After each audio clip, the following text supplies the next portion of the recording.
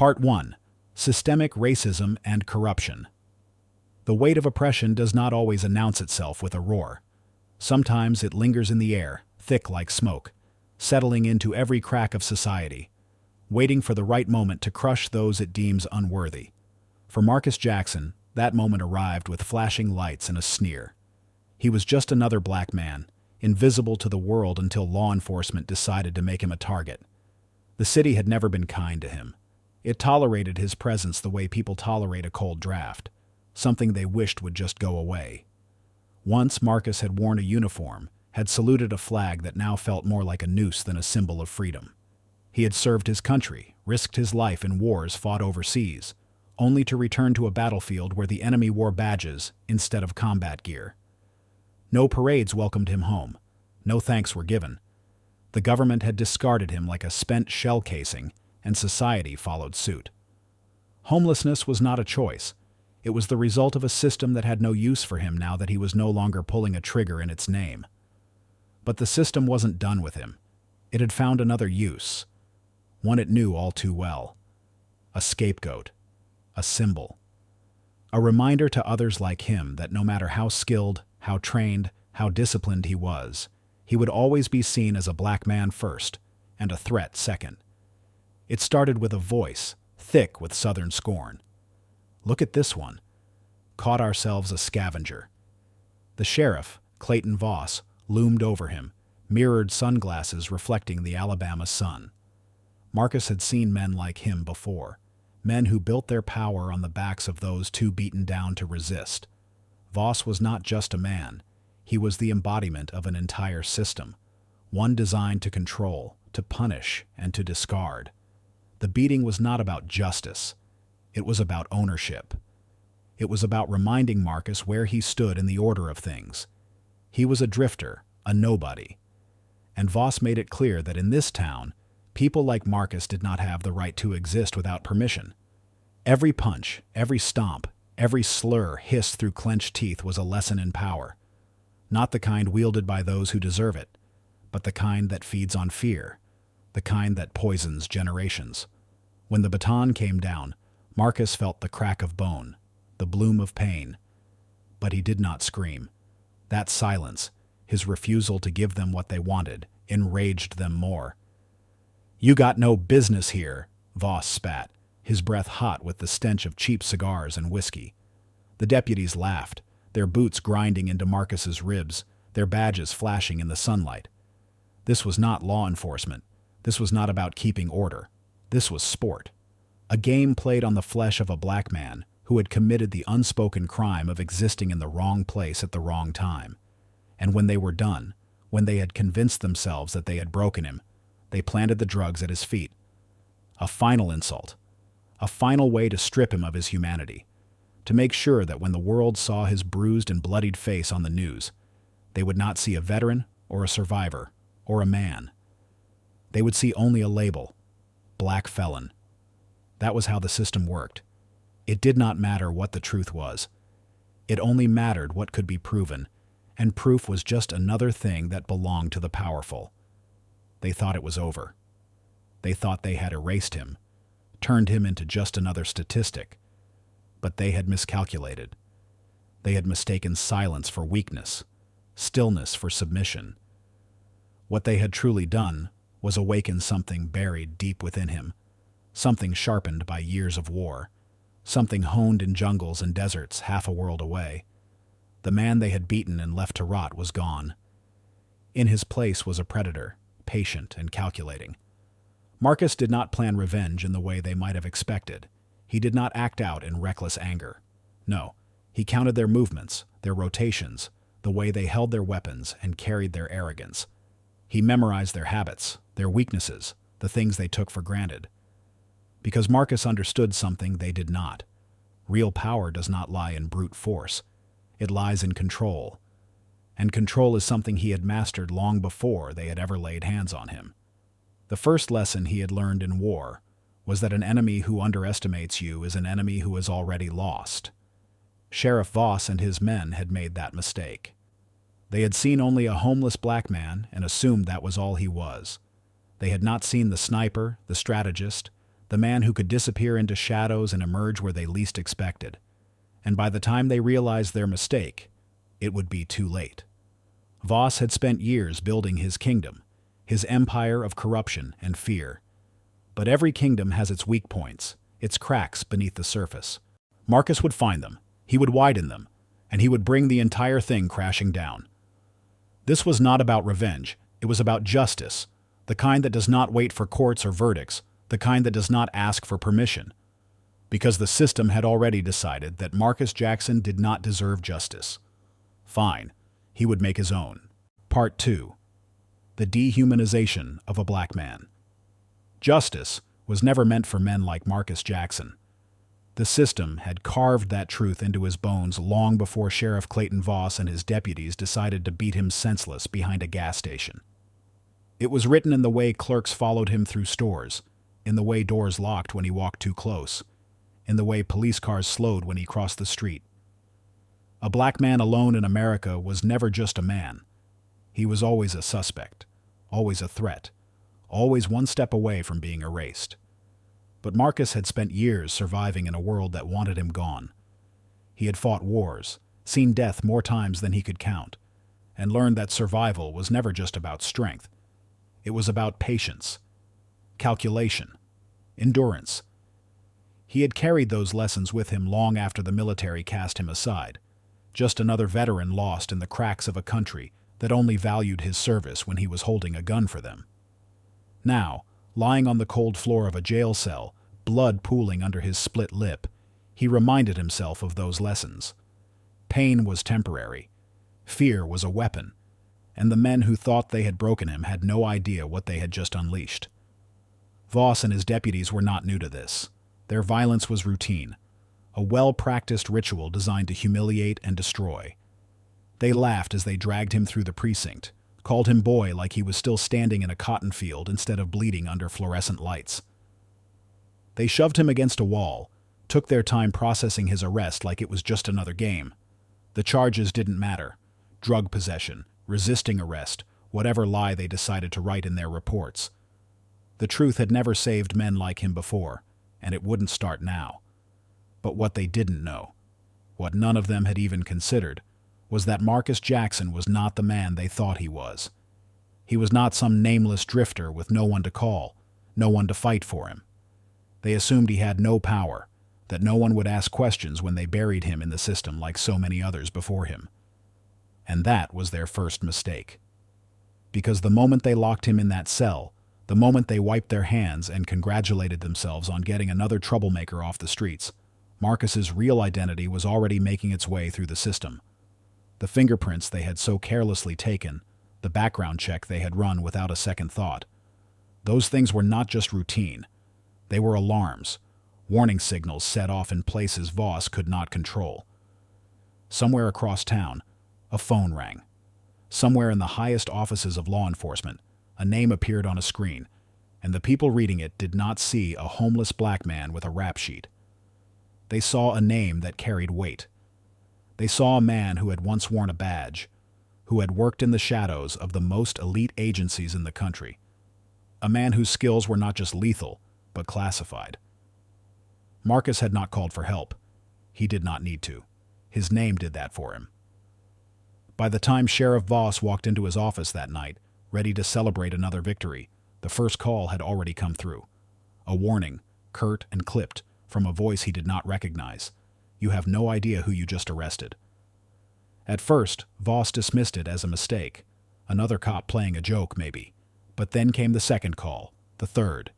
Then his cell phone buzzed, a number flashing across the screen that he did recognize. His superior, the one man in the state who outranked him. Voss answered, laughter still in his voice, but it died the moment he heard the words on the other end. Release him. Now. The sheriff hesitated. He was a man who had spent his entire career believing he was untouchable. A man who had beaten, framed, and destroyed countless black men without consequence. But something in that voice, something in the way the order was given, made his stomach twist. He hung up without responding, staring at the phone like it had betrayed him. Then, moving slower now, less sure, he turned to his deputies. "Who the hell did we just lock up?" But by the time he asked, it was too late. Inside the cell, Marcus remained still, his breathing even, his body motionless against the cold concrete floor. But his mind was moving, calculating, measuring every second that passed. He could hear the shift in the station's energy. The laughter had stopped. The easy, careless footsteps of the officers had grown heavier, uncertain. A new tension filled the air, the unmistakable weight of fear. Then, the keys jingled. The cell door creaked open. "Get up," a voice muttered, the same deputy who had slammed him against the wall hours earlier.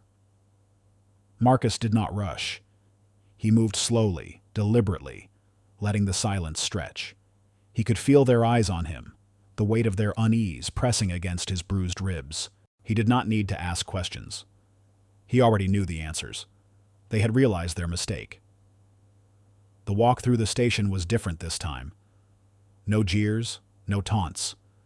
Just the quiet shuffle of boots on tile, the low murmurs of officers who suddenly couldn't meet his eyes. He stepped through the precinct doors into the humid Alabama night, where a black SUV waited at the curb. The man inside did not step out, did not wave him over. He did not need to. Marcus knew the protocol. He slid into the passenger seat, exhaling slowly as the vehicle pulled away. The driver, a man whose name Marcus had once known, but had no need to speak aloud, glanced at him. "They thought you were just another nobody," he said, voice unreadable. Marcus didn't answer. "You want me to handle them?" The offer was casual, the kind of offer that did not need to be explained. Marcus stared out the window, the city lights blurring as they sped past. The old him might have said yes, might have wanted to burn every last one of those bastards to the ground. But he had spent too many years fighting wars he couldn't win, bleeding for causes that had no end. He knew better now. He turned to the driver, his voice quiet but firm. "No."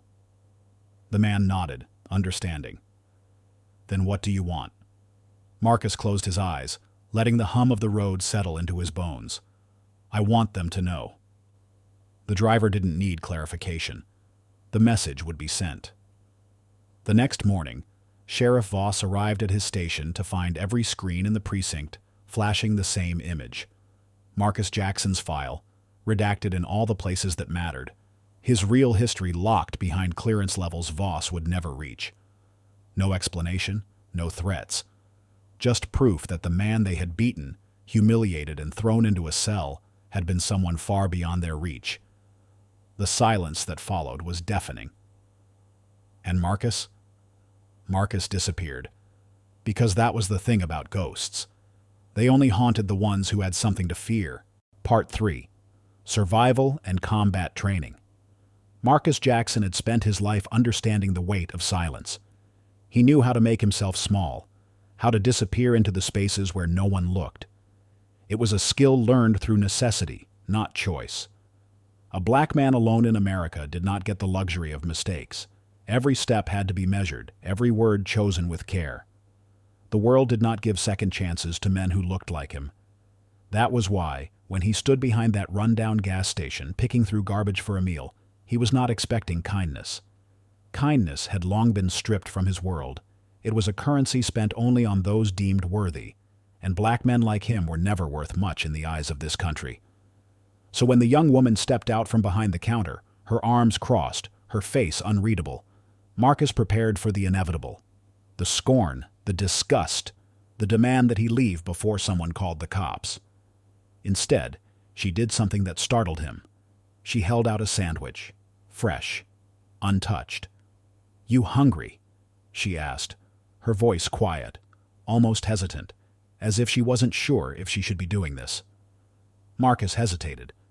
He had seen too many traps dressed as charity, too many hands that offered food only to snatch it away the moment he reached for it.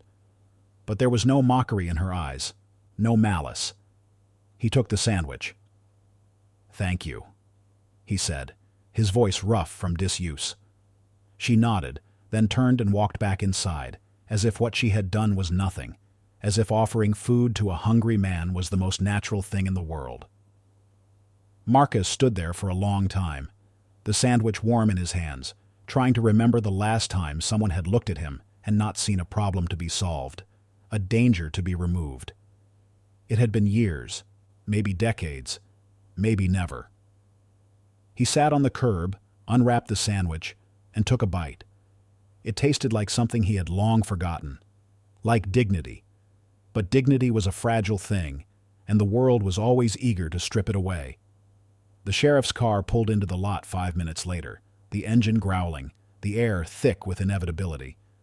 Marcus didn't move, didn't flinch. He knew how this played out. The door creaked open. Boots crunched against gravel. A shadow stretched long over the pavement as Sheriff Clayton Voss stepped into view, a smirk carved into his weathered face. "Well, look at this," Voss drawled, adjusting his belt. "A scavenger in my town." Marcus looked up, met the sheriff's mirrored sunglasses. His own reflection stared back at him, distorted and distant. "I was just eating," Marcus said, voice level. Voss chuckled, a low, humorless sound. "Eating, huh? You mean stealing?" Marcus didn't argue. There was no point. Voss gestured, and 3 deputies stepped forward, hands resting on holsters, their expressions ranging from boredom to anticipation. "You don't belong here, boy," Voss continued, taking a slow step closer. "This ain't your jungle." The word landed like a slap. Marcus had heard worse. In war zones, in alleys, in boardrooms where men smiled as they denied him opportunities. But this was different. This was deliberate. This was a man who wanted a reaction. Marcus gave him none. That seemed to bother him.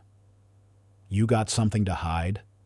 One of the deputies sneered, nodding toward the plastic bag in Marcus's hand. Marcus didn't answer. Voss didn't wait. He reached forward, snatching the bag, ripping it open with an exaggerated show of force. The sandwich hit the ground. A photograph fluttered out, landing on the pavement between them. Voss bent down, picked it up, turned it over.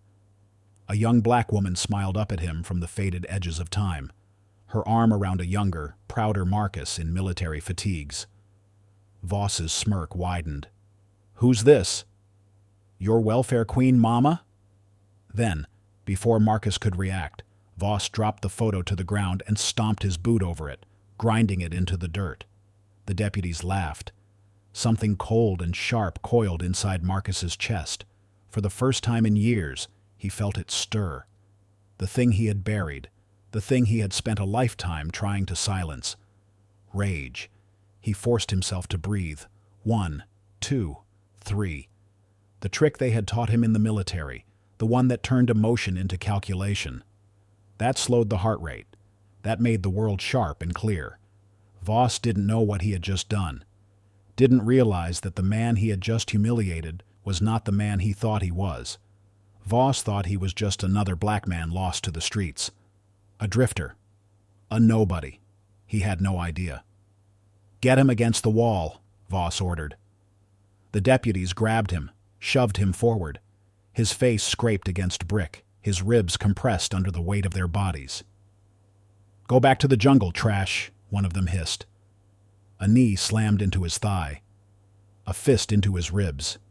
He took it. Not because he was weak, but because he was waiting. 4, 5, 6. He memorized the rhythm of their blows, the way the stocky deputy favored his right hand, the way the wiry one stepped too close. 7, 8, 9. The baton struck his back. Marcus let his body go limp. 10. They thought they had won. Voss stepped back, wiping his brow. "Enough fun," he said. He reached into his pocket, pulled out a small baggie of white powder, and tossed it near Marcus's feet. "Looks like we got ourselves a druggie," he announced. The deputies laughed again. Marcus said nothing. They didn't take him to the station. 5 miles out of town, the patrol car veered onto a dirt road, flanked by pine trees. The kind of place where screams didn't carry. Marcus sat in the back seat, hands cuffed, eyes closed, counting heartbeats. He could feel it now. The shift. They thought they had broken him, but all they had done was wake him up. They pulled him from the car, shoved him to the ground. The first kick came from the wiry deputy, the second from the stocky one, the last from Voss.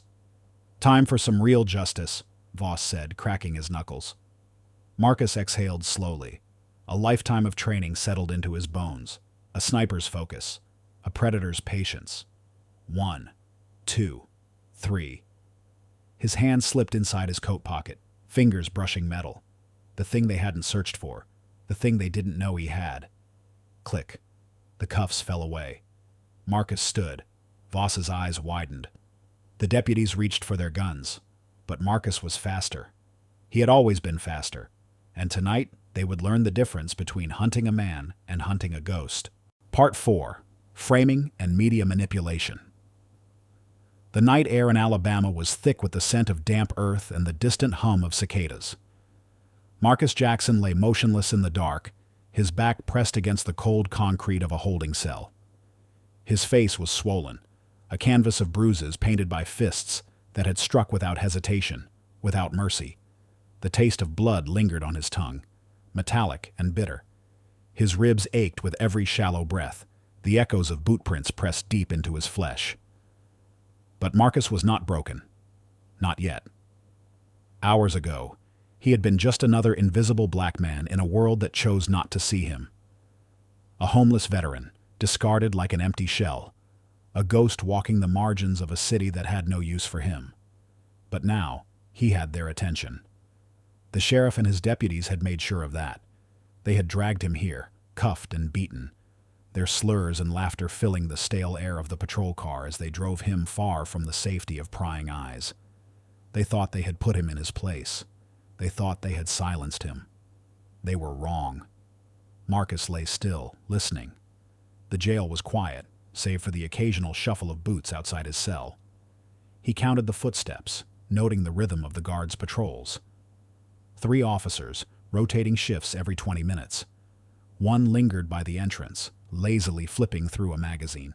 Another made his rounds with the slow, deliberate pace of someone who didn't expect trouble. The third, Marcus had seen him before, was the one who had called him boy before slamming a baton into his gut. That one had an ugly grin, the kind that promised more violence just for the sport of it. Marcus exhaled, slow and measured. Pain rippled through his body, but he welcomed it. Pain meant he was still alive. And as long as he was alive, this wasn't over. They had underestimated him. They saw a homeless black man, not the soldier he had once been, not the sniper who had crawled through jungles and deserts, who had counted his kills in whispers, who had learned patience in the places where death came without warning. The military had trained him to be a weapon, and tonight they had awakened him. He shifted slightly, testing his wrists. The cuffs were too tight, cutting into his skin, but he had worked his way out of worse. He flexed his fingers, feeling for the thin metal wire sewn into the lining of his coat. They had searched him, but not well enough. A mistake, one they would regret. The guard with the magazine yawned, flipping a page. The one making rounds passed by Marcus's cell without a glance. The third, the one with the cruel grin, paused, peering in through the bars. "You still breathing in there, boy?" he sneered. Marcus didn't respond. He let his silence be the answer. The guard smirked. Thought so. He moved on. Marcus listened to the sound of retreating footsteps. Then, when the moment was right, he acted. His fingers found the wire. He twisted it free, guiding it into the lock with practiced precision. Click. The cuffs fell away, landing softly on the cot. He sat up slowly, his body protesting every movement, but he ignored it. Pain was secondary. Pain was temporary. He glanced at the barred door. Locked. But he had been watching. The guard with the magazine had the keys. They hung from his belt, swinging slightly as he leaned back, lost in the pages of his book. Marcus waited. The next rotation was due in 5 minutes. That was all he needed. He crouched low, pressing himself against the shadows. When the time came, when the guard with the cruel grin passed by again, Marcus struck. With a swift, silent movement, he reached through the bars, grabbing the guard's collar and yanking him forward. The man gasped, but before he could make a sound, Marcus drove his knee into his ribs, knocking the air from his lungs.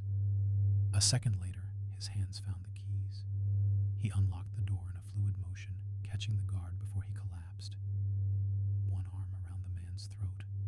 A quick, precise squeeze. The struggle lasted seconds before the body went limp. Marcus laid him down carefully, taking the baton from his belt before slipping into the corridor. The second guard was still making his rounds, oblivious. Marcus moved like a shadow, his steps silent. The baton struck the back of the guard's head with a dull crack, and he crumpled. Two down. The last guard was still by the entrance, lost in his magazine. Marcus approached from behind, fast and lethal. An arm around the throat, a quick, brutal twist. The magazine fluttered to the ground. Marcus exhaled. The way was clear. He moved quickly, retrieving his coat from the evidence locker.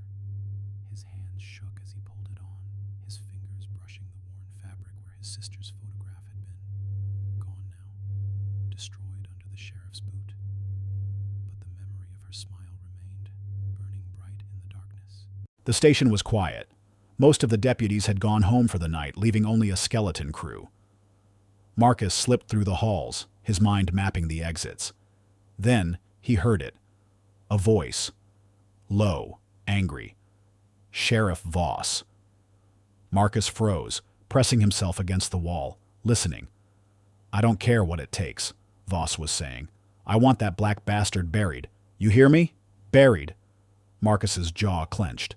"You think I give a damn about protocol?" Voss continued, his voice a growl. "This city is mine, and no damn drifter's gonna make me look weak." Marcus moved before he could think. He stepped into the doorway, the baton hanging loosely from his fingers. Voss turned, his smirk faltering for the first time. "You," he breathed. "Me," Marcus said. Voss reached for his gun. Marcus was faster. The baton struck Voss's wrist, sending the gun clattering to the floor. Voss lunged, swinging a fist, but Marcus sidestepped, slamming the baton into his ribs. The sheriff staggered, gasping, rage twisting his face.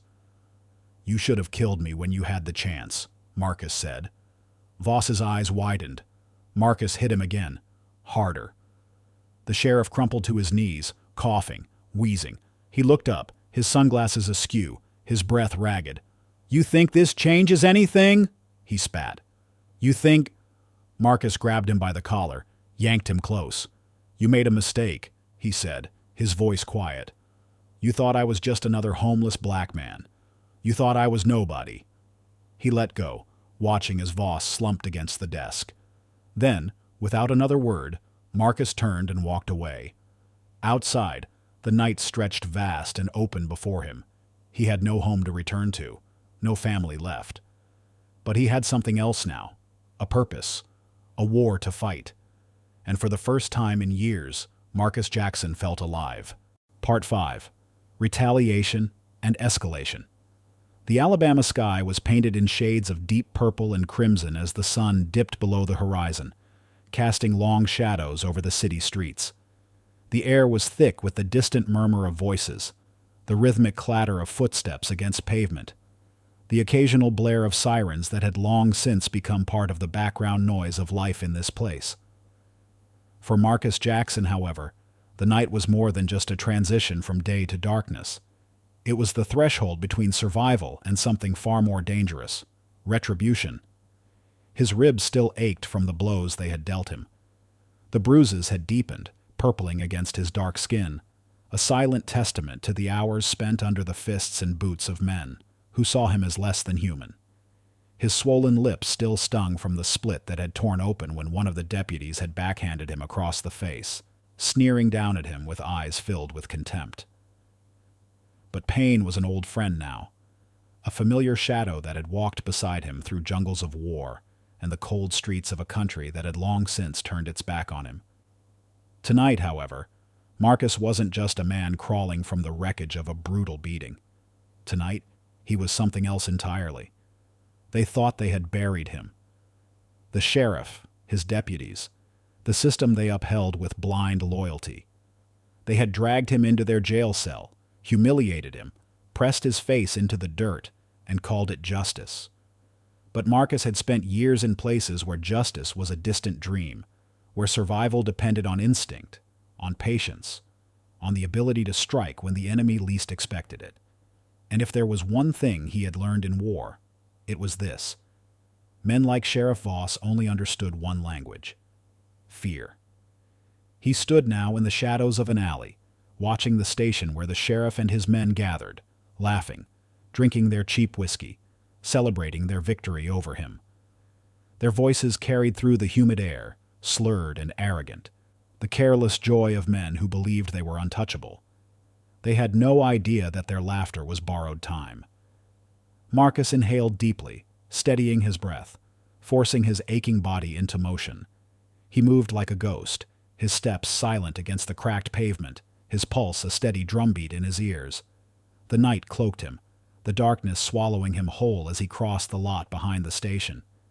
He knew the layout. He had studied it from the moment they had hauled him in, his mind cataloging exits, blind spots, weaknesses. Now, he would use their own domain against them. The first target was easy. A lone deputy stood at the back entrance, his posture lazy, his attention focused on the cigarette dangling between his fingers. Marcus moved quickly, efficiently. A swift hand over the mouth, a sharp twist of the wrist. The man slumped, unconscious, before he even had the chance to register what had happened. Marcus dragged him into the shadows, taking his keys, his radio, his badge. A new identity, just for the night. Inside, the station was dimly lit, the glow of flickering fluorescent lights casting long, uneasy shadows against the walls. The scent of stale coffee and sweat clung to the air. Papers littered desks, the hum of computers filling the silence between drunken laughter from the front of the building, where the sheriff and his most trusted men reveled in their power. Marcus kept to the edges, his movements calculated. He knew where he needed to go: the evidence room. They had taken everything from him: his coat, his few belongings, the photograph of his sister that he carried like a talisman. He knew that was lost now, ground into the dirt beneath Voss's boot.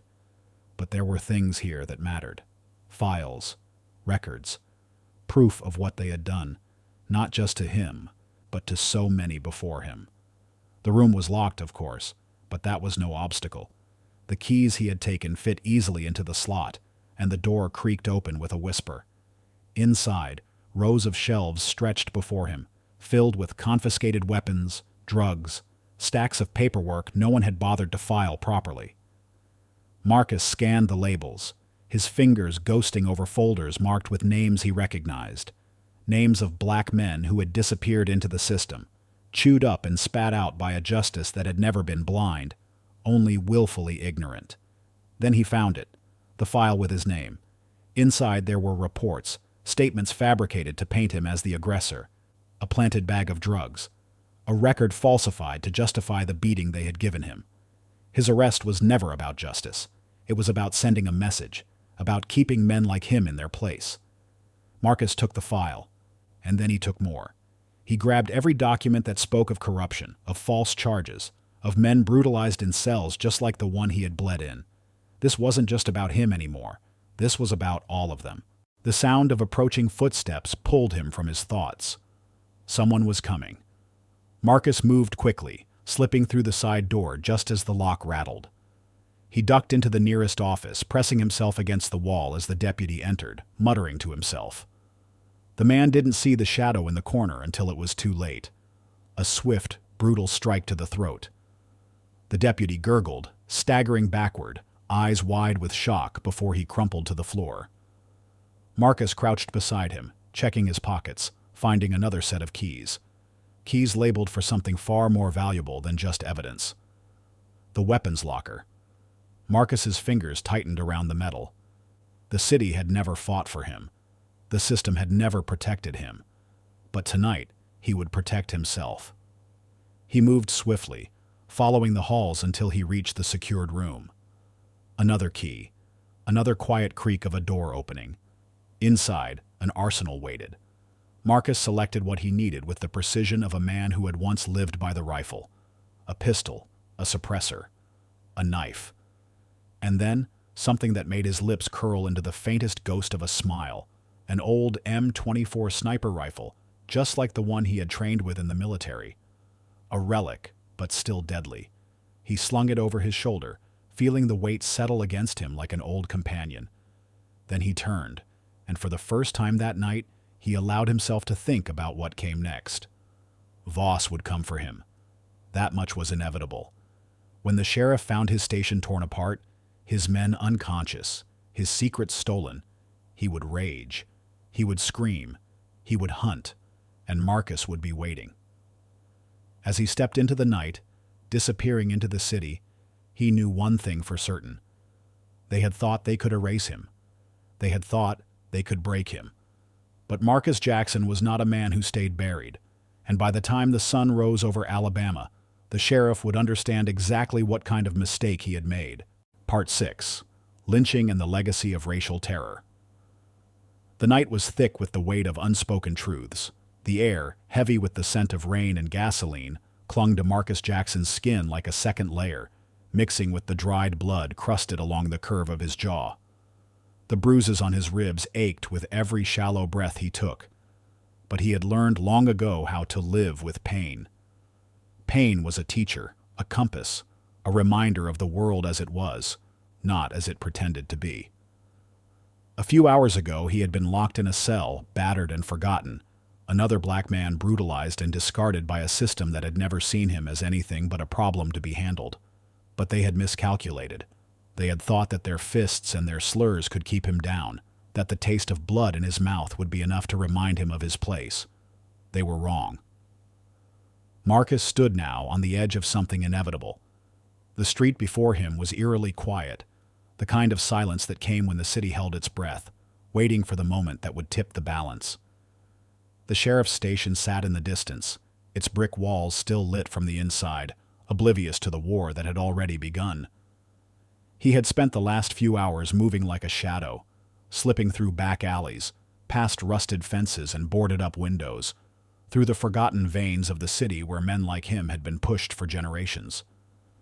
He had found allies in places where desperation turned to defiance, people who knew the cost of silence and were tired of paying it. A homeless vet who had once walked the same battlefields he had, still carrying the weight of a government that had used them up and thrown them aside. A young mother whose brother had vanished in that same sheriff's station, never charged, never seen again. A mechanic who had patched up his wounds and handed him the keys to an old truck with nothing but a nod and a whispered, "Make it count." Marcus wasn't alone. Not anymore. The plan had been simple. Hit them where they least expected it. The sheriff, his deputies, all of them, they had gotten comfortable, too used to holding the leash. Tonight Marcus would remind them that even the hunted had teeth. The stolen police radio crackled in his pocket. "Voss, you got a problem." The voice on the other end was sharp, urgent, edged with the first taste of fear. Marcus allowed himself a small, grim smile. The first explosion went off behind the station.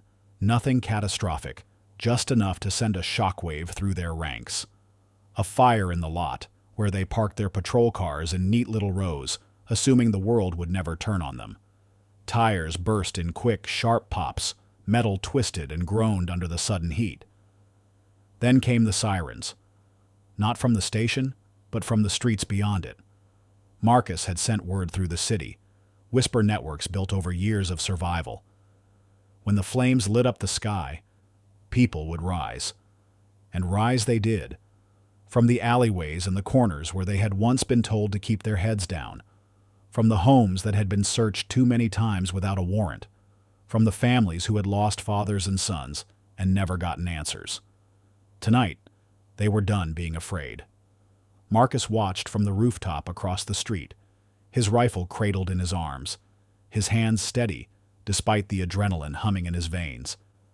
He saw Voss emerge from the station, barking orders, his face twisted with rage as his men scrambled to contain something far bigger than they had prepared for. Good. He adjusted his scope, his breath slowing. He could end it right here. One clean shot, and the sheriff would drop, his blood painting the pavement, a fitting end to the man who had painted the city with the suffering of people like him. But Marcus didn't pull the trigger. Not yet. Because killing Voss wouldn't be enough. The city didn't need another body. It needed the truth. The files he had stolen from the station burned against his skin, tucked into the lining of his coat. Names, dates, records of deals made in the shadows, of arrests that had been nothing more than kidnappings, of a system built not for justice, but for control. Marcus had given them to a journalist, a woman who had been chasing ghosts in this city for years, trying to prove what everyone already knew but couldn't say without proof. Now, she had it, and the world would see. The radio crackled again. "They're coming for you, Marcus."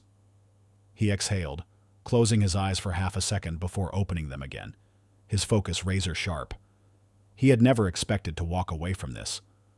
The station was in chaos now. Deputies running, Voss shouting, the people pushing forward, demanding answers, demanding justice. Marcus slid the rifle onto his back, moving swiftly across the rooftop, vanishing into the night just as the first gunshot rang out.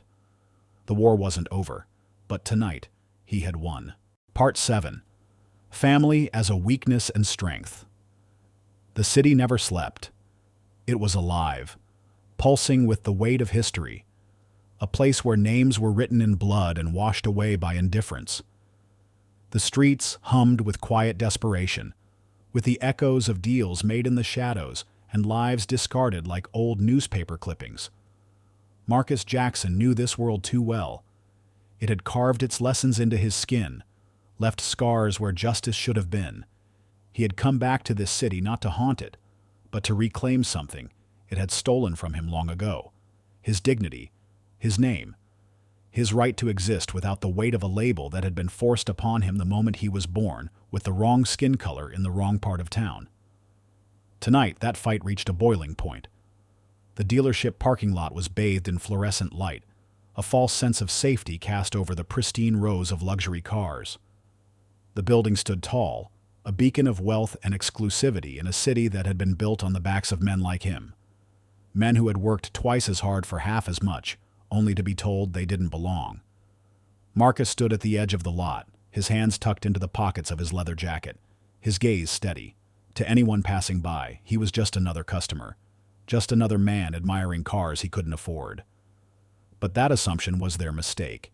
He owned this place. Not just the cars, not just the gleaming showroom beyond the glass doors, but the very ground beneath it. Every inch of this empire had been built by his hands, by the sweat of his labor, by the brilliance of a mind they had tried to dismiss. But he had learned early on that power wasn't about what they called you. It was about what you built while they weren't looking, and now it was time to remind them. A woman stepped out of the dealership, her heels clicking against the pavement with the confidence of someone who had never been told no. Susan Bennett, general manager, a woman who had built her career on the belief that men like Marcus were nothing more than ghosts drifting through the city, shadows with no weight, no consequence.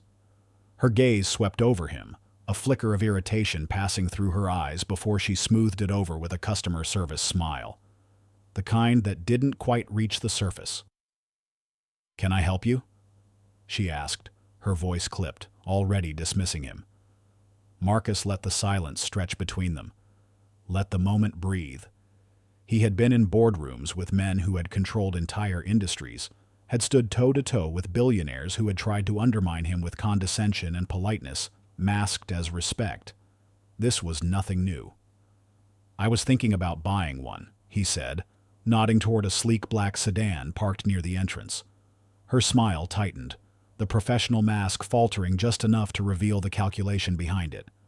"I see. Well, we don't offer test drives unless you're pre-approved for financing." Marcus exhaled slowly, the weight of 100 other moments just like this pressing against his ribs. He could hear the subtle shift in her tone, the way her words bent just slightly at the edges. She wasn't denying him outright. That would be too obvious, too easy to challenge. Instead, she was doing what people like her had perfected, building an invisible wall, brick by brick, until men like him stopped knocking. A security guard appeared near the entrance, his stance shifting slightly, his gaze darting toward Marcus in silent inquiry. He was already being watched, already being marked. He had seen this before. The assumption, the quiet accusation. A black man in a luxury dealership. An outsider. He let the silence stretch a little longer, studying her the way a surgeon might examine a wound. Not with anger, not with resentment, with precision. "That's funny," he said finally, pulling his hands from his pockets, his voice smooth, unbothered. "Because I don't need financing." He reached into his jacket and pulled out his wallet, flipping it open to reveal a slim black card, one that had no limit, no restrictions. One that had been denied to the kind of people she assumed he was. Susan blinked, her carefully constructed facade faltering for just a fraction of a second before she caught herself. A moment of recognition, a moment of calculation, and then the pivot. "Oh," she said, forcing a chuckle that felt as brittle as glass. "I didn't mean to assume. Of course, we'd be happy to assist you." But it was too late. Marcus had already seen it.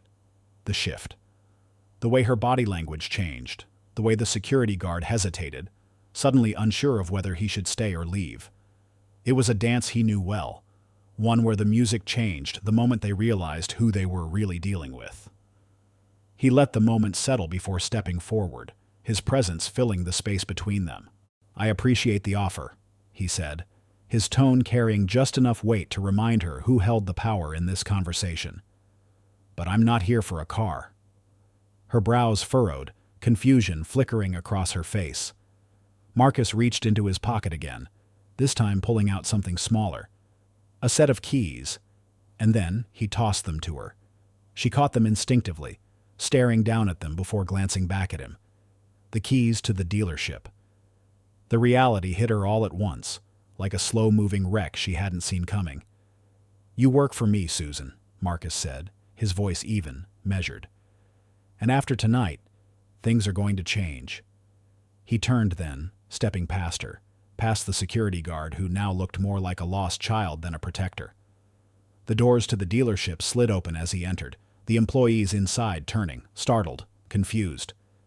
They had spent years treating him like an outsider, and now they would learn. He wasn't just a customer. He was the owner. And he wasn't going anywhere. Part 8. War Against a City. The courtroom was silent, suffocating in its stillness. The weight of justice, or what passed for it, hung thick in the air like humidity before a storm. The mahogany bench gleamed under the harsh overhead lights, polished to perfection, a stark contrast to the man standing before it. Kendrick Robinson kept his posture steady, his dark suit pristine, his hands clasped in front of him. His face betrayed nothing, not the simmering anger beneath his skin, not the years of experience that had hardened him into a man who understood exactly how the system worked, and exactly how it failed men like him. He had spent his career in federal courtrooms, prosecuting cases that unraveled entire criminal enterprises, dismantling corruption brick by brick. Yet today, he wasn't here as a prosecutor. Today, he wasn't even here as Kendrick Robinson, the respected black federal attorney whose reputation carried weight in every legal circle across the country. Today, he was just another black man in a municipal courtroom, and in this courtroom, his name meant nothing. The judge, a thick-set man with silver-streaked hair and a perpetual scowl, barely spared him a glance as he shuffled through his docket, the pages rustling against his fingers. His expression, carved from years of unchecked authority, radiated disinterest. Power wasn't something he wielded carefully.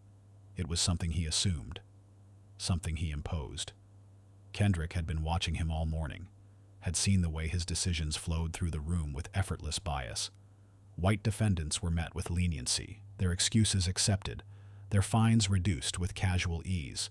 But when black men and women stood before him, his tone sharpened, his gaze hardened, and his judgments became swift and merciless. And now it was Kendrick's turn. "You were late," Judge Harrison muttered, flipping a page as though the words barely required his attention. "That's a $500 fine." The words landed with an unceremonious thud, heavy with the expectation that they wouldn't be challenged, that they wouldn't be questioned. The clerk, a young woman with nervous eyes, glanced up briefly, then quickly looked away. She had seen this happen before. She had learned not to react. Kendrick inhaled slowly, steadying the fire that burned in his chest. He hadn't been late. He had arrived 15 minutes early, had watched others stroll in after him, had seen their cases called before his, each one excused with an indulgent nod. He lifted his chin, meeting the judge's gaze. "Your Honor, I was here on time." Harrison sighed, setting his pen down as though irritated by the inconvenience of being addressed. His eyes, pale and sharp, studied Kendrick with the kind of scrutiny that wasn't looking for truth, just justification. "Are you arguing with the court, Mr. Robinson?" A beat of silence. A test. Kendrick knew this game, knew exactly how it played out. He had watched it in countless cases, had seen the unspoken rules twist and contort themselves into a shape that never quite fit men who looked like him. He could pay the fine. He could walk away, let the moment pass, let the injustice slip into the pile of injustices that stacked higher every day. But he had spent his life fighting battles most people never even saw. And this wasn't one he would walk away from. "No, Your Honor," Kendrick said evenly. "I'm asking for fairness." A ripple of tension slid through the courtroom, the quiet sound of someone shifting in their seat, the barely perceptible inhale of a bailiff standing too close.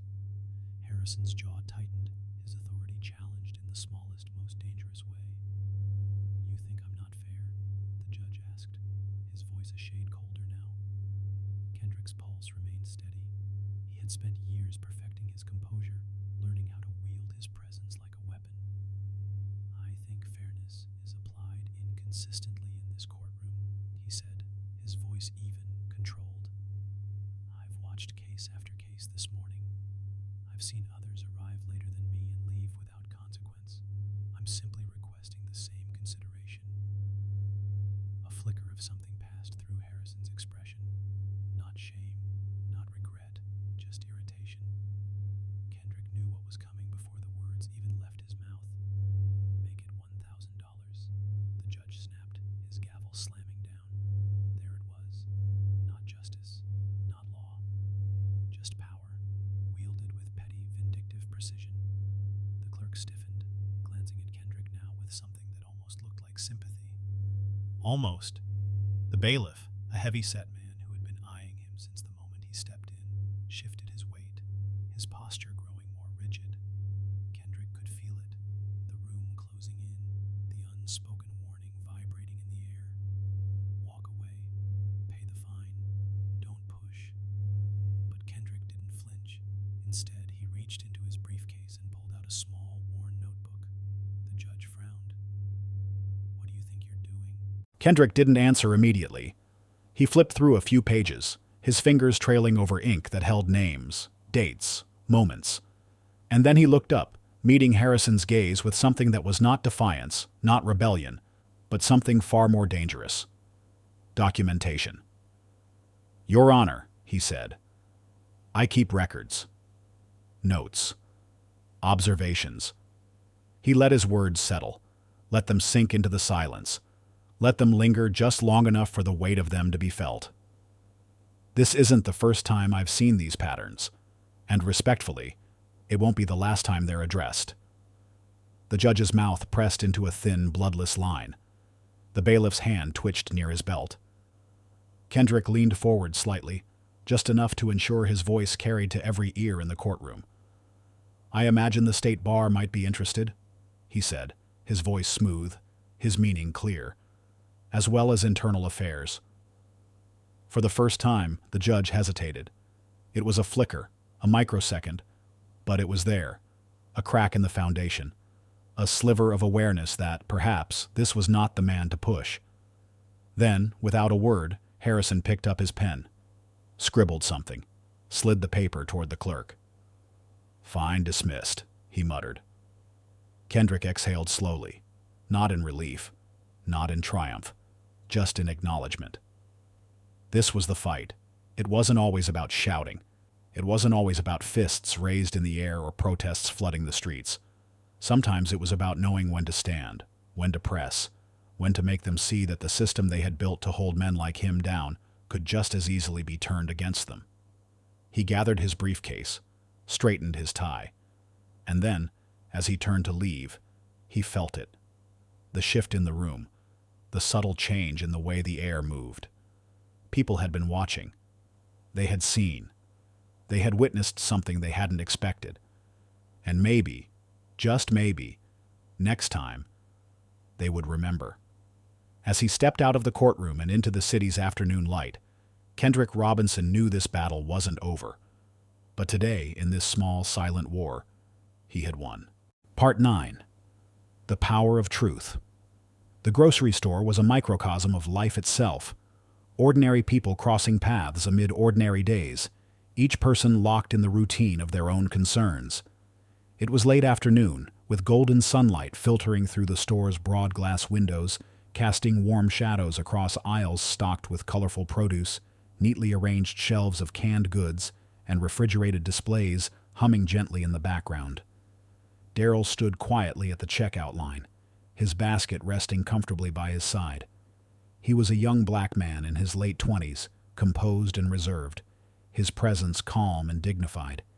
He had spent his entire life in this town, navigating its invisible yet persistent boundaries, boundaries drawn not by geography but by history, prejudice, and quiet assumptions passed silently from generation to generation. Behind him in line was an elderly white woman. She stood upright, holding her own small basket, her eyes scanning Darrell repeatedly with a mixture of impatience and suspicion.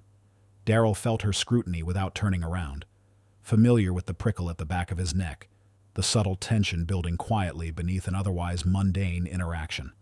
As the line advanced, Darrell moved forward, calm, measured steps carrying him toward the cashier, his thoughts already drifting to the tasks waiting for him at home. But before he could set his basket onto the conveyor belt, the elderly woman's voice pierced the stillness of the checkout aisle. "Why don't you just go back to Africa if you don't like it here?" The words landed like stones, heavy and hard, echoing in the sudden silence. Conversations in the nearby aisles quieted instantly. Customers turned their heads sharply, eyes widening in shock, discomfort rippling palpably through the store. Darrell turned slowly, meeting her gaze. Her eyes were defiant, narrowed beneath wrinkled brows, reflecting an anger that seemed to come from somewhere deeper, darker, more entrenched than a simple grocery line dispute. Around them, the silence stretched, thickening with tension, the air itself waiting for his response. Darrell drew a gentle breath, steadying himself. In his heart surged a familiar exhaustion, the exhaustion born of countless encounters just like this one. But there was no anger in his eyes, no bitterness in his voice. Instead, he stood tall, quietly strong, and met her gaze with a patience cultivated over a lifetime of confronting ignorance. "Ma'am," he began softly, his voice clear and steady, "have you ever thought about what it means when you say that?" The woman blinked, momentarily caught off guard by the quiet dignity in his tone. Her lips pressed tightly together, her expression a mixture of defiance and confusion. "You tell me to go back," Darrell continued calmly, "but my family's roots here stretch deeper than your imagination might allow. My ancestors didn't choose to come here. They were forced onto ships, stolen from their families, and brought here against their will. They arrived shackled, in chains, and were sold like commodities, stripped of their names, their languages, their cultures. They didn't come here dreaming of freedom. They came here dreaming of survival." His voice was steady, yet gentle, each word resonating through the quiet grocery store like ripples across still water. People were listening intently now. Shoppers paused mid-step, carts forgotten as they witnessed something profound unfolding right before their eyes. "My great-grandfather served this country bravely, even though he came home from war and wasn't allowed to enter the same restaurants or use the same bathrooms as white soldiers. My grandfather marched through the streets, holding signs and enduring beatings because he believed in a promise this nation once made, that all men are created equal. My father taught me to be proud, to rise above hatred, even when hatred seemed the easiest response. I am standing here because they endured, survived, and fought for the right to live with dignity." The elderly woman's expression wavered slightly, uncertainty creeping into her once unwavering eyes. She opened her mouth, but no words came forth, her defiance crumbling slowly under the quiet truth Darrell had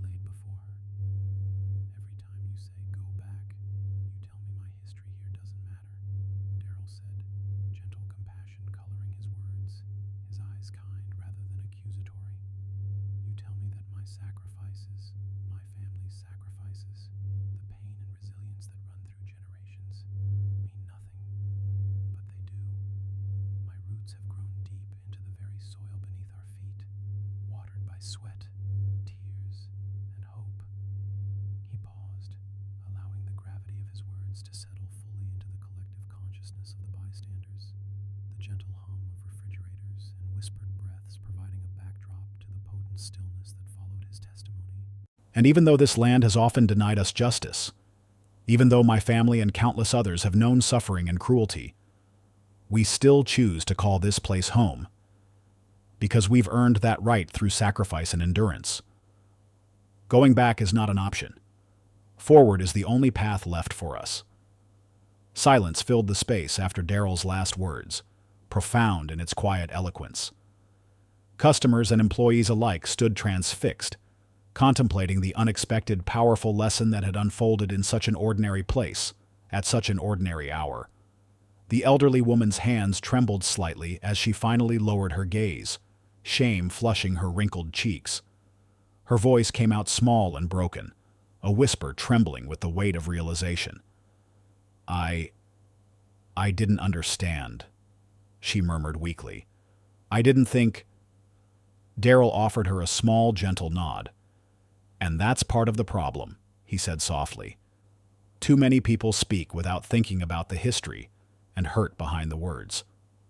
Around them, the tension gradually dissolved, replaced by a quiet and unexpected sense of healing.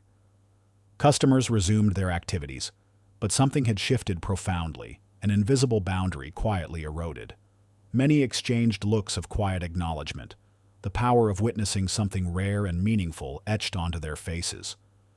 Daryl turned back to the cashier, who stared at him with awe and quiet gratitude. He finished his transaction without further incident, collected his groceries, and began to walk toward the store's exit. His heart felt heavier, but it also felt stronger, lifted by the knowledge that speaking truth into ignorance could sometimes create change, even if small, even if incremental. As he passed through the sliding doors into the fading sunlight, he heard hurried footsteps behind him. Turning, he saw the elderly woman approaching, her eyes now softer, humbled.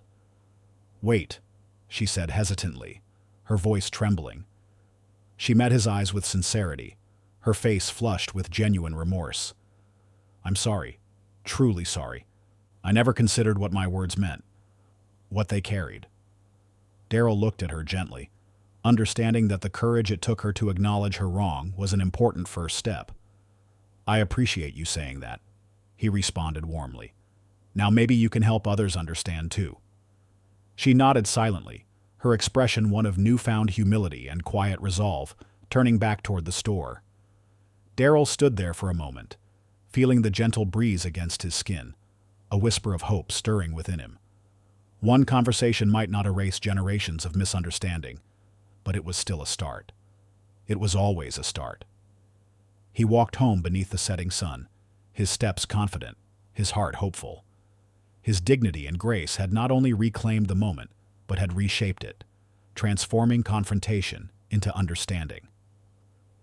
He knew the journey was long, the work exhausting and often thankless, but today he had planted a seed of awareness in fertile ground, and perhaps, just perhaps, it would grow into something beautiful, something lasting. Because every step forward began with moments like these, moments of quiet courage, moments of truth shared honestly and compassionately. And today, in the quiet strength of his words, Daryl had moved an entire community one step closer to understanding what it truly meant to heal. Part 10. Pyrrhic Victory. Marcus Jackson lay battered and bloodied on the cold, unforgiving concrete floor of a dimly lit jail cell. His body was bruised and swollen, every inch of his skin burning with the sharp, persistent sting of fresh wounds. The assault by Sheriff Clayton Voss and his racist deputies had been relentless and merciless, the physical blows accompanied by a torrent of hate-filled insults meant to break his spirit. They had called him boy, spitting the word with contempt, hoping to strip him of dignity and humanity. But Marcus's eyes, deep, cold, and unwavering, revealed no surrender.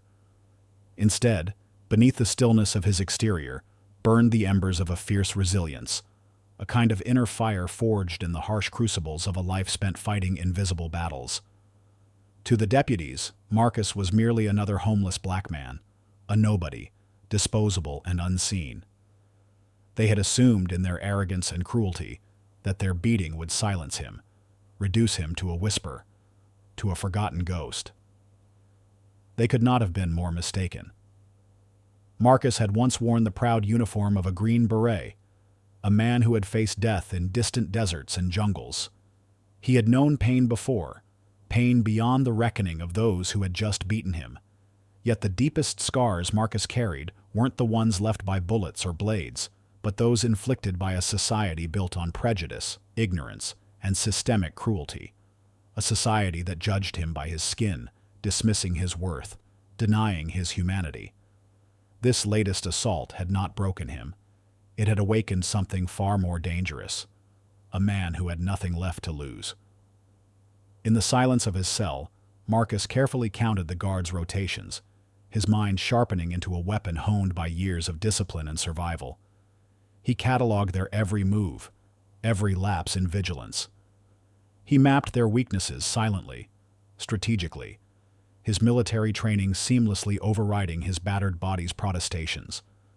The deputies had misread him, labeling him a victim, when in truth they had summoned forth a predator, a force they could neither understand nor control. As the night deepened, Marcus's mind drifted to the old photograph of his sister Aisha, which the sheriff had stomped into the dirt, grinding it into mud and mocking her memory. Her vibrant smile, her laughter, now silenced forever, lost to a tragedy the local police had never bothered investigating. Her life had mattered. Her dreams had mattered. She had deserved justice. Marcus's fists clenched involuntarily, not in despair, but in silent determination. Her memory would become the heart of his rebellion, the soul of the reckoning he now planned. The injustice Marcus faced wasn't new. It was woven into the fabric of a city comfortable in its prejudice, where power thrived unchecked, unchallenged. Sheriff Voss stood at its corrupt center, a man who wielded hatred and fear like sharpened blades, carving lines of division deeper and deeper into the community's heart. Voss had not merely brutalized Marcus physically, he sought to annihilate him emotionally, spiritually, to extinguish any hope he might cling to. But Marcus refused to relinquish that hope. Painfully, Marcus began to rise from the cold floor, every movement a brutal reminder of the violence he'd endured. Blood trickled slowly down his bruised face, mixing with sweat and grime. But he stood firm, drawing from an inner strength born of defiance and resilience. He was still breathing, and that meant his fight wasn't over. It was only just beginning. Each heartbeat, each breath he drew, was now a silent promise of justice. Marcus escaped his cell that night, slipping silently into the darkness like a ghost, a shadow haunting the periphery of a town sleeping soundly, unaware of the storm that was quietly brewing.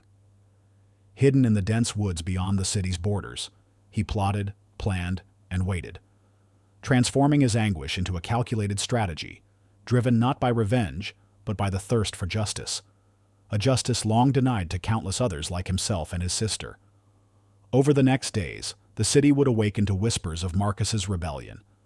Sheriff Voss, confronted for the first time by a threat he couldn't intimidate or control, responded viciously. The sheriff mobilized his loyal deputies and a network of corrupt officials, branding Marcus a criminal, a terrorist. Lies flooded the airwaves, twisting Marcus's desperate quest for justice into a narrative designed to deepen the community's fears, reinforcing every ugly stereotype it had long accepted. But Marcus was methodical, precise, a soldier reclaiming his battlefield. He exposed truths that Voss had hidden: the sheriff's involvement with white supremacist groups, secret dealings with drug cartels, cover-ups of murders and injustices that had torn families apart for decades. Marcus's revelations ignited shockwaves, tearing at the fabric of complacency, forcing the city to confront its complicity. The powerful trembled, exposed beneath the harsh glare of accountability. Yet, every victory Marcus achieved came at a heavy price. His niece, Lila, young, innocent, vulnerable, was captured and used as bait to lure Marcus into a final, brutal confrontation. Her frightened eyes, broadcast to the world as she recited forced confessions scripted by Voss, tore through Marcus's soul, threatening to extinguish his resolve. He had saved her once before, only to watch helplessly as Voss twisted that very act of heroism into a tool of oppression, setting fires across the black neighborhoods and blaming Marcus for the devastation. The city burned, the flames fed by lies and hatred, the streets echoing with the screams of those Marcus had sought to protect. The burden of their suffering pressed upon him, heavier than the wounds he carried. Had his fight for justice unleashed greater harm than good? Was justice achievable, or had he only fanned the flames of hatred further? In his darkest moments, when despair threatened to consume him, Marcus found clarity in remembering why he had started this fight, not for himself, but for those whose voices had been silenced, whose pain had been ignored, for Aisha, for Lila, for all those trapped beneath the crushing weight of injustice. He had chosen to fight not because victory was assured, but because surrender was impossible. When the truth finally emerged, it arrived quietly, carried by a hidden whistleblower, someone unknown who had gathered evidence meticulously, waiting for the right moment.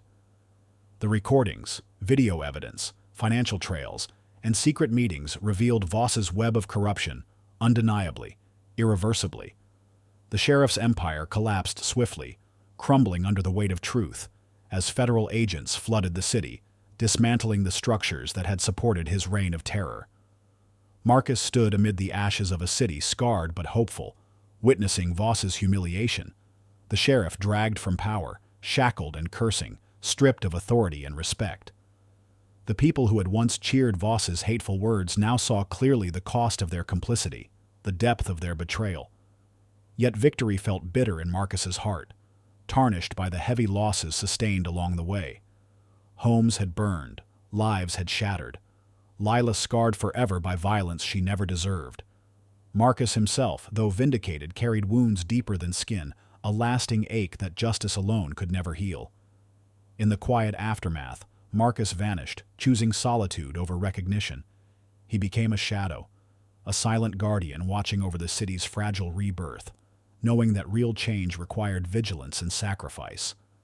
His fight had cost him nearly everything, yet he had gained something profound: the unshakable knowledge that justice, though slow, though painful, was possible, and always worth fighting for. Marcus Jackson's story was not simply one of resilience. It was a stark reflection of society itself, a mirror held to America's soul, revealing both its darkest failings and its greatest potential. It reminded all who heard it that justice was never a passive gift. It was a battle to be fought, tirelessly, courageously, by those who dared to believe in its possibility. And Marcus, having fought that battle with every breath, continued to carry the torch, a silent promise to the future that he would never stop seeking the justice he had always deserved. Part 11. The Ghost Lives On. Marcus Jackson stood silently beneath a sky bruised with storm clouds, breathing heavily as pain radiated through every battered muscle in his weary body. Around him lay the remnants of a war he never wished for, a conflict he had been forced to wage, simply because he dared to stand against an injustice that had long been invisible to those untouched by its cruelty. The city he once knew as home now sprawled like a wounded animal beneath him, scarred, smoldering, broken, but still breathing. Blackened buildings, shattered glass, and charred remains littered the streets as echoes of lost lives lingered in the smoky air. Marcus could hear them, their silent voices resonating within him, carrying memories and dreams abruptly ended by violence, corruption, and hatred. Yet, amid the ruin, a single, undeniable truth shone through like an ember refusing to be extinguished. Marcus's fight had never truly been about him alone. He had carried the burden of an entire community on his shoulders, a weight built from generations of injustice, of quiet endurance beneath oppression, and the silent dignity of those who had suffered without voice or visibility. Marcus knew firsthand the harsh reality of being seen merely as a black man, a threat, an outsider, a criminal. Labels applied mercilessly, repeatedly, without mercy or reflection. His entire life had been a continual struggle against prejudiced perceptions and assumptions made simply due to the color of his skin. He remembered vividly every glance of suspicion, every moment of judgment, every act of casual cruelty delivered without remorse or reflection. These memories lived within him, scars deeper than those left by any physical wound. Yet Marcus had chosen to rise above bitterness and despair, to transform his pain into purposeful resistance, a quiet defiance built upon an unshakable belief in justice and human dignity. His journey hadn't been merely about survival. It had become a symbol, a rallying cry for those similarly invisible, for those who felt forgotten, ignored, and erased. Marcus had become a reluctant hero, not because he sought fame or glory, but because his story resonated with the silent suffering endured daily by so many others like him. As Marcus slowly walked the empty streets, his presence felt like a ghost, haunting the very city that had turned against him, vilified him, and then ultimately vindicated him. Sheriff Clayton Voss, once untouchable, once triumphant in his cruelty, had finally been exposed and defeated. His downfall wasn't merely a personal victory. It was a collective reckoning, a moment when the veil of ignorance and denial had been ripped away, revealing the ugly truth hidden beneath. Voss had wielded power through fear, prejudice, and manipulation. His weapon had been racial division, turning neighbor against neighbor, exploiting ignorance to maintain his grip on authority. He had twisted narratives, planted lies, and used Marcus's skin color as a weapon, branding him an enemy, a danger, a symbol of all the fears carefully nurtured within the community. Yet, truth, when it finally emerged, proved more powerful than fear. Marcus's innocence became undeniable, his struggle recognizable, his pain impossible to ignore. But victory hadn't come without tremendous sacrifice. Marcus's niece, Lila, an innocent girl dragged unwillingly into a brutal fight, bore physical and emotional scars that would last a lifetime. The flames of hatred that Voss had unleashed to maintain his power had consumed homes, families, entire neighborhoods. Marcus couldn't shake the ache in his heart. The guilt, however undeserved, of knowing his fight had inadvertently contributed to the suffering of those he loved most. Yet, within that ache, Marcus also found clarity. The painful understanding that meaningful change often demanded great sacrifice, that justice was rarely clean or painless, that progress often came with deep wounds. The question he wrestled with now was not whether the cost was worth it. That answer resonated clearly within him. But rather how to continue, how to rebuild, how to ensure the sacrifices made would never be in vain. Around Marcus, the city began to stir. Survivors emerged slowly, tentatively, from the shadows, gathering in small groups, seeking solace and understanding in one another's presence. Conversations began, quietly at first, then louder, voices uniting as shared pain became a catalyst for shared purpose. Marcus watched, humbled and inspired, as people who once turned away now reached toward each other, hands outstretched in mutual support and compassion. Their suffering had become common ground, a place from which new bonds and deeper understandings might grow. Marcus felt an immense responsibility toward these people, a community finally awakening to truths they had long ignored, truths they had once been complicit in perpetuating. He knew he could never undo the damage inflicted, never fully erase the scars etched deeply into the fabric of his city. But he could continue to fight, continue to speak, continue to stand as an enduring symbol of resilience and hope. In the days that followed, Marcus became the quiet, determined force behind the city's tentative steps toward healing. He did not seek recognition or acclaim. Instead, he moved quietly, purposefully, engaging in conversations, bridging divides, and encouraging dialogue that went beyond simplistic solutions or easy answers. He reminded everyone he encountered that genuine reconciliation required confronting uncomfortable truths head-on, truths about race, privilege, complicity, and the systemic inequities deeply woven into their shared history. Marcus's own scars, both visible and invisible, became a powerful testament, a silent reminder that real healing required vulnerability, honesty, and the willingness to confront painful realities openly. He urged his community to look inward, to recognize the roles they each played, knowingly or unknowingly, in perpetuating injustice. He challenged them to be better, to listen more deeply, to extend empathy and understanding, and to recognize the humanity they all shared beneath the superficial divisions created by fear and ignorance. Slowly, gradually, the city began to rebuild, not just its buildings, but its spirit. Voss's arrest had opened a door, but true change required sustained effort, dedication, and humility from every person involved. Marcus watched with quiet pride as community leaders stepped forward, driven not by ambition or ego, but by a shared commitment to justice, equality, and compassion. They began crafting a new vision, a city founded upon accountability, fairness, and a sincere commitment to rectifying past wrongs. Marcus continued his quiet work from the shadows, never seeking the spotlight, but always present, always vigilant, always holding the city accountable to its promises of change. His story inspired many to follow his example, not just in resisting injustice, but in embracing vulnerability, honesty, and the courage required to confront their own complicity. In time, Marcus realized that his greatest legacy wouldn't be the downfall of Sheriff Voss or the destruction of his corrupt empire. Instead, it would be the countless lives inspired by his journey, the hearts awakened by his courage, the minds opened by his persistence in the face of overwhelming adversity. He understood deeply that real transformation was never the work of a single hero, but rather the collective efforts of many ordinary individuals willing to embrace the difficult, uncomfortable, but essential path toward genuine justice and reconciliation.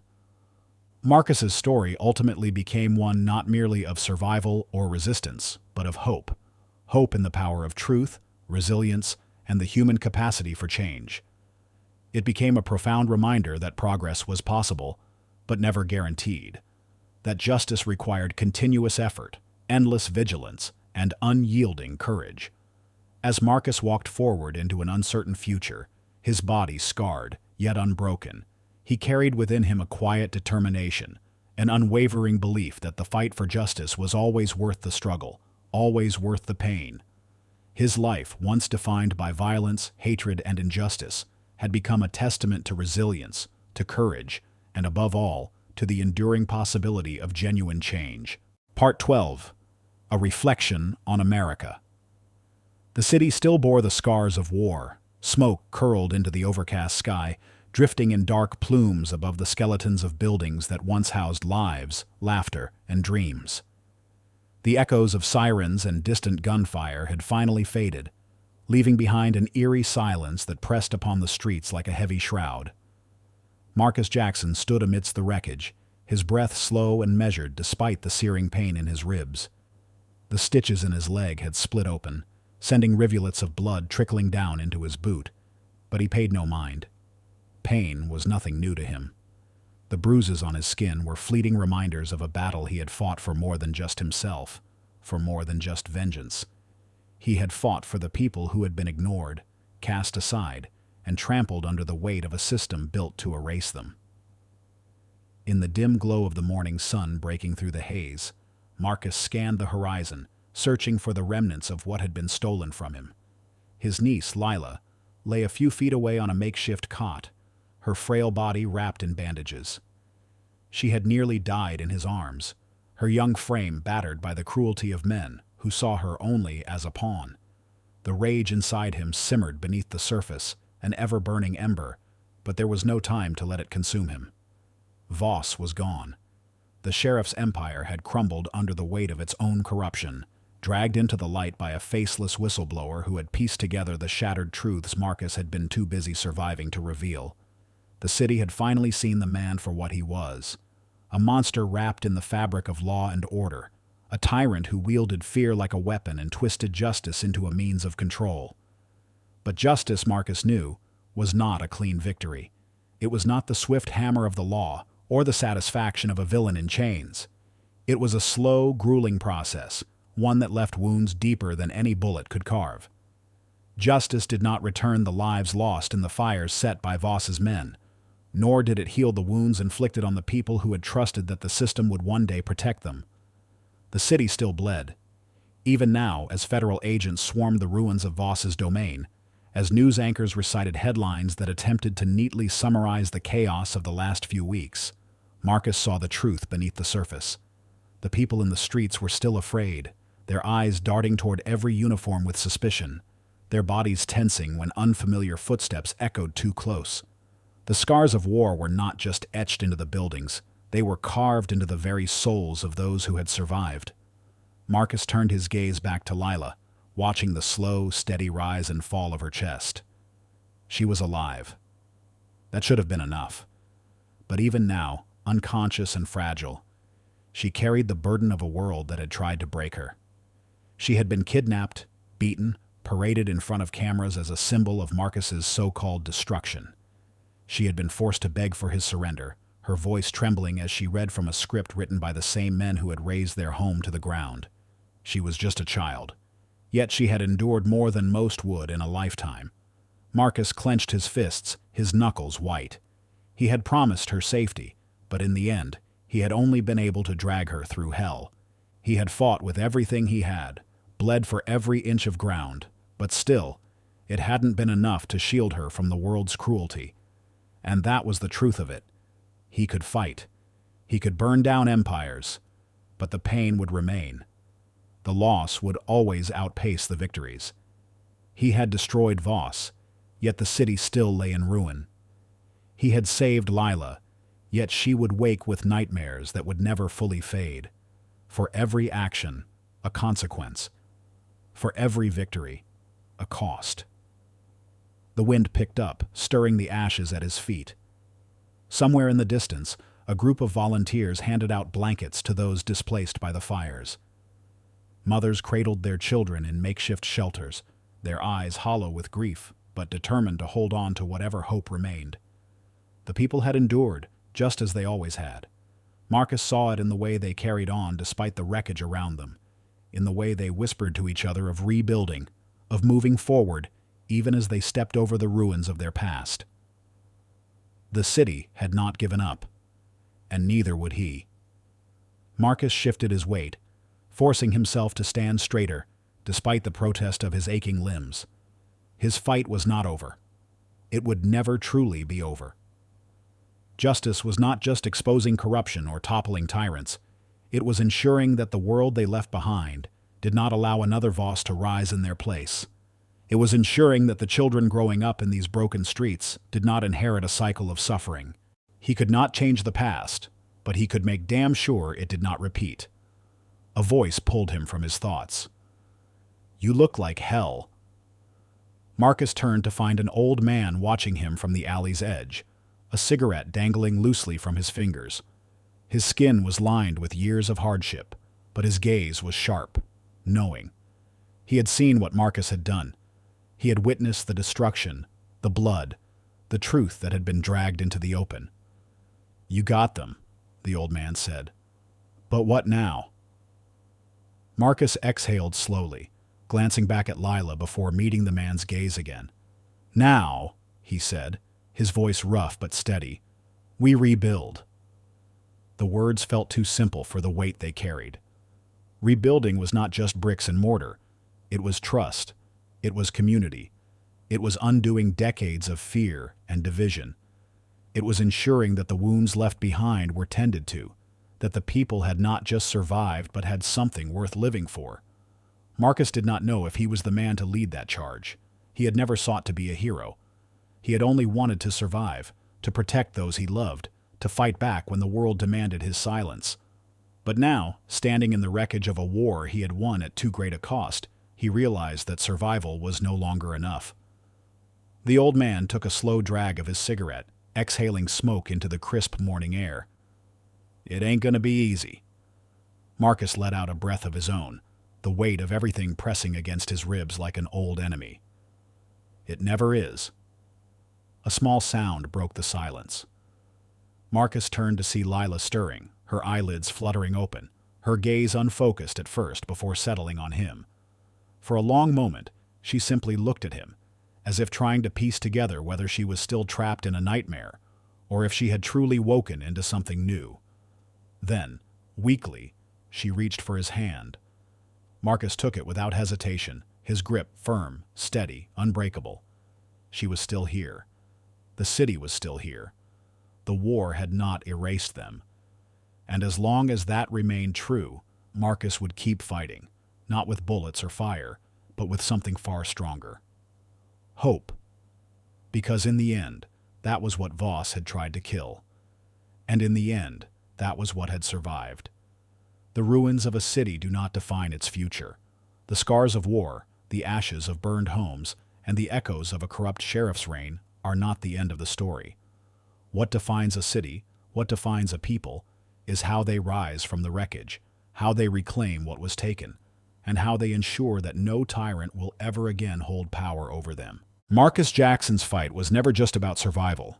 It was about justice, about making sure that the truth was louder than the lies, that those who suffered would not be forgotten, and that the world would see what happens when power is left unchecked. The fight was brutal.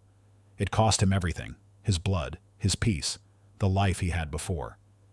It nearly took Lila, his last connection to the family he lost. But in the end, he did more than expose the evil that had rotted the city from the inside out. He lit a fire that could not be extinguished. The fall of Sheriff Voss was not just the fall of one corrupt man. It was the fall of an entire system built to protect those who abused power. It was proof that no matter how strong the walls of oppression may seem, they will crumble when met with enough resistance. It was proof that even when the odds seem insurmountable, even when the entire world calls you a villain, even when you are hunted, beaten, and buried, justice can still prevail. But justice is never easy. Marcus's journey reminds us of the price of resistance. Fighting back against a corrupt system means being labeled the enemy, being painted as the problem while those in power rewrite history in real time. It means sacrificing comfort, safety, and sometimes even hope. But it also means something greater. It means refusing to be erased, refusing to bow down, refusing to let the oppressors decide the fate of the future. His story is the story of countless others who have been silenced, framed, or cast aside simply for daring to exist, for daring to demand fairness, for daring to say, enough. It is a story of resilience, of refusing to let the world break you no matter how hard it tries, and that is where the real lesson lies. The battle Marcus fought does not end with him. In every city, in every state, in every corner of the world, there are still systems of injustice, still men like Voss who manipulate, control, and destroy. There are still voices being silenced, still communities being erased. But if Marcus's story proves anything, it is that resistance is not futile. Truth can win, corruption can fall, and even a single person can ignite change that shakes the entire foundation of power. The question now is, who will rise next? Justice is not something that happens on its own. It requires people who are willing to stand, to speak, to fight, even when the cost is high. Marcus played his part. Now it's time for us to play ours. If his story moved you, if his fight inspired you, if you believe in a world where power is held accountable and justice is more than just a word, then don't let this be the end. Stay informed, stay vigilant, stay in the fight, join the movement, subscribe to Civil Rights Fight today and be part of the change. Because the battle for justice is far from over, and history will remember those who chose to stand.